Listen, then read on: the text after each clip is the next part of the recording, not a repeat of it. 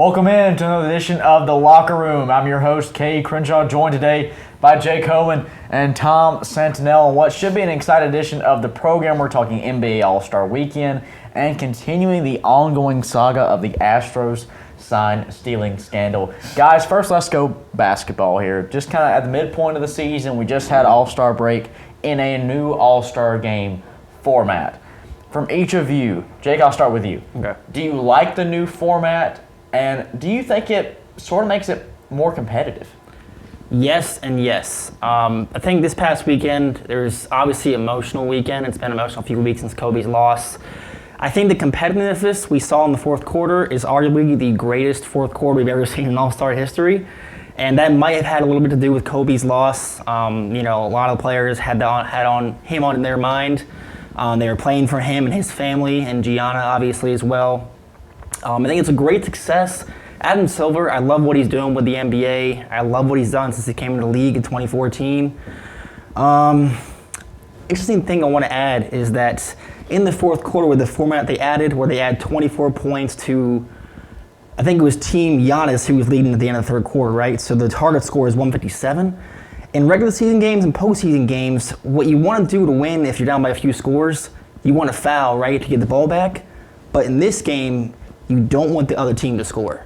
So you have to try and prevent that. Like, you have to play real defense and not just foul to try to get the ball back. And I think that made it a lot more competitive for the fans and the players as well. You know, for me, I feel like this was kind of that perfect mix of pickup basketball, church league, exactly. blacktop, along with the professional aspect. Tom, for you, reaction from All-Star Weekend? I mean, I loved the fourth quarter. It was fun to watch. It was great to see some defense being played. I don't know if this was like a concerted effort. It did seem like the refs were calling it a little bit tighter than I probably would like to see in an All-Star game. They went to the monitor a bunch of times. Yeah. That's just, in a regular season game, I hate to see that. In an All-Star game, get rid of the monitor.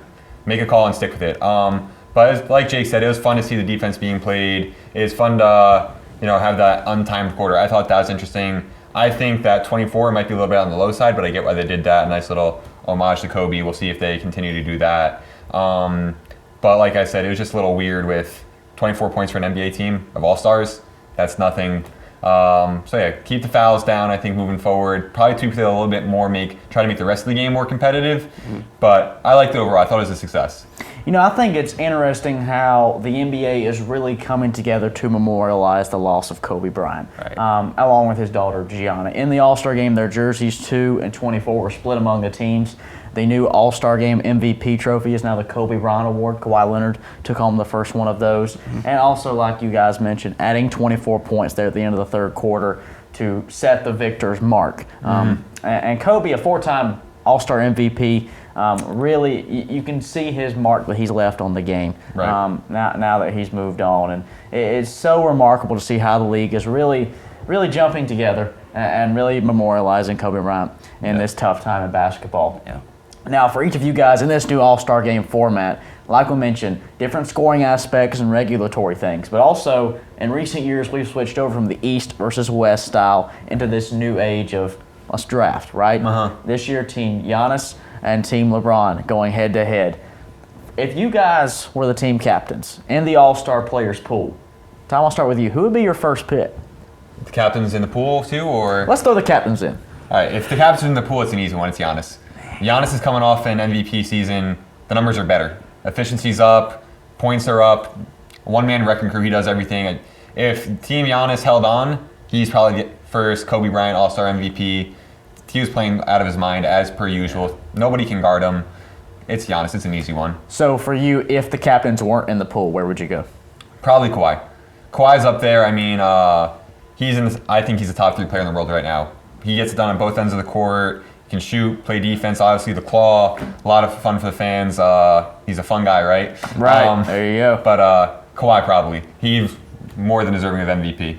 Now, Jake, for you, captains in. Are you still going Giannis? I'm still going Giannis. I was sad that you stole him there for me. But yeah, he's just a two-way player. He's so explosive. And I think what's interesting about him is that he's a team leader. If I want to start a franchise, I'm picking him because I have confidence in not just his skill of the game, but in his leadership and his ability to lead players and to win the game. So. All right, captain's out. Where you go?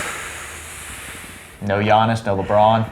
I gotta go Kawhi too, honestly. Like, I'm gonna be honest. Like, two-way player again, elite defender, an elite scorer. I mean, we saw that in this game. He dropped 30 points in like 20 minutes, which is pretty incredible. And Finals MVP last year, took the Toronto Raptors. Yeah, I mean, he's unstoppable. So. You know, I feel like this All-Star Weekend, it did exactly what the NBA needed and rejuvenated interest in the league. Right. You know, season opening tip-off is always an exciting time. And Kobe's passing made people pay more attention to the NBA. It drew them back in. This really brought people in a more fun, more happy manner to bring people closer back to basketball. Yeah. Now, switching over from hoops over to baseball. The Astros Scandal has rocked Major League Baseball. It's been ongoing for close to a year now. For each of you guys, Tom, I'll start with you. Does this scandal define the 2020 season? Yeah, I really think it does. I think that, you know, baseball numbers have been down across the board. That's just been the trend. Baseball, that's why they got to do all this pace of play stuff, which I think is going to help viewership come up. But when you have a team that's been, I think you could argue they've been the best franchise in baseball over the past 4 or 5 years. They've drafted well. They won the World Series. They're back. I mean, it's just a really bad look for baseball that one of your best franchises, you know, and we all thought the Astros were a team that did it the right way. They drafted well, they signed good players, they did things the right way. This kind of stains everything. And the fact that, I don't want to say Rob Manfred's not doing enough, but he's kind of taken a wishy-washy stance on it. I mean, the PR guy for the Astros needs to be fired right now. They're just digging deeper holes for themselves. The players are angry for a lot of justifiable reasons, and I think that it's going to be hard for anyone to really get excited about the Astros or baseball this year because you have such a big cheating scandal. Jake, do you see this as kind of the dark cloud for the season? I would say it's a dark cloud, but it's not raining too much, if you know what I mean. I think going into the season, it's creating a story. Like, if you think about it, in the past few years in the MLB, what story have we been talking about going into the season? This is obviously the biggest one. And again, like you said, it's going to be kind of a good thing for the MLB because now, like, in my opinion, I would probably say the Yankees are like the most hated team in sports, or not sports, baseball. But the Astros are probably going to take that crown now. Now people have a nemesis, and now they have someone to like root against for. So that's going to produce more viewership for the fans and probably engage them more as well. So now, both of you mentioned the fan aspect as in the aftermath of this scandal. Let's talk about the players' reaction. We're having all-stars across the board, some of the league's faces, taking to media sessions and just straight out calling out the Astros, saying the players should have been punished, their trophy should be taken away, among other things, including Mike Trout as well, Aaron Judge, among others. Jake, for you, what's your reaction to seeing all these big-time players in Major League Baseball truly hating on the Astros? I think it just goes to show you how big of a deal this really is and how much of an impact it has had, not just on the fans and the league, but on the players as well. One player I want to mention, a former pitcher for the Blue Jays. He was a reliever. He started his debut against the Astros in 2017. His name's Mike Bolsinger.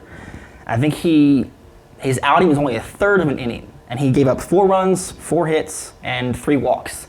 And if we want to assume that they were sign stealing in that game, that's costing somebody's job, you know? And he hasn't stepped foot in the MLB since. I think he went and played overseas in Japan for a year or so, but you know, it's affecting people's jobs, and I don't think it kind of crosses the line there. So, and then even when the Astros, who was it? I can't remember his name, but he said that they didn't impact the game when really they did. It's the owner. Yeah, the owner, right? Jim Crane.